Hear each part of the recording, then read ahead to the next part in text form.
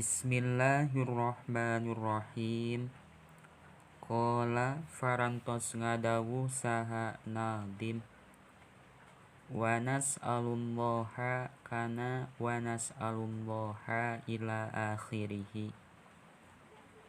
Wa nas'alu jeung nyuhunkeun saha kaula Allaha ka Allah al-i'anata kana maparin kawasa kalawan maparin kawasa anu disarupakeun kalawan maparin pitulung.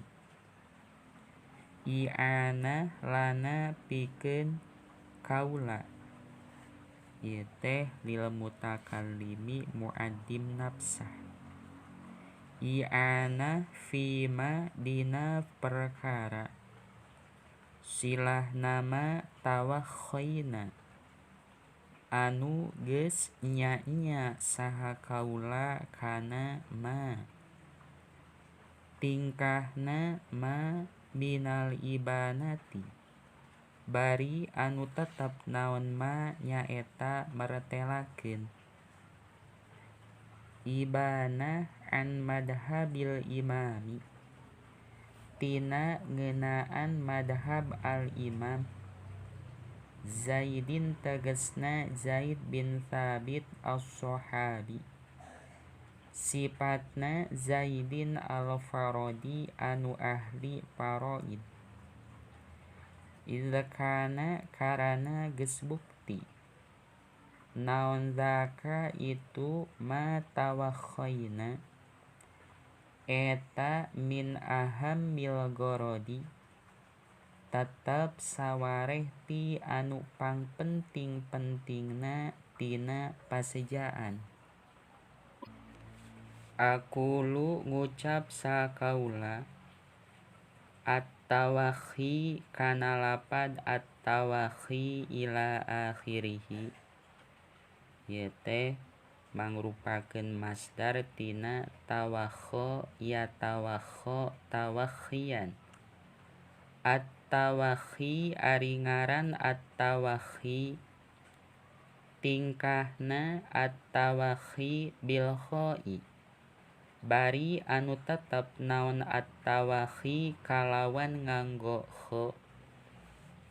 Sifatna al-kha'i al-mu'jamati anu dicecekan naon al-kha eta al-qasdu neja berarti harti tawakhaina teh neja saha kaula.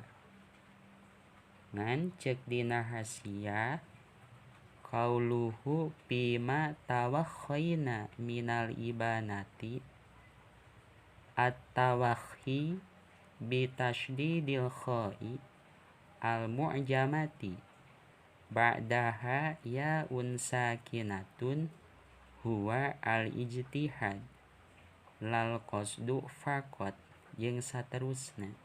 Sehingga tadi dina ngaluguhanana tawakhaina nya-nya atawa sungguh-sungguh.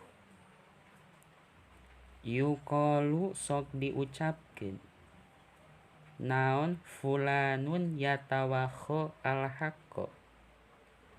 Lafad fulanun yatawakha al-haqqa. Fulanun ari ki anu eta yatawakha keur neja saha fulan al-haqqa kana hak. Ai yaksidu tegasna keur neja saha fulan hu kana al-haqqa. Wal ibanatu jeung ari makna al-ibanah eta al-idharu meretelakeun. Wal madhabu jeung ari makna madhab tingkahna al-madhab bil asli bari anu tetep naon al-madhab dina asal mah eta at-thariqu jalan. Summastu mila tuluy digunakeun naon al-madhab isti'mal fil ahkami dina ngeunaan pirang-pirang hukum sifatna al-ahkam asy-syar'iyyati anu bangsa syarat wa ghairiha jeung lian al-ahkamis syar'iyyah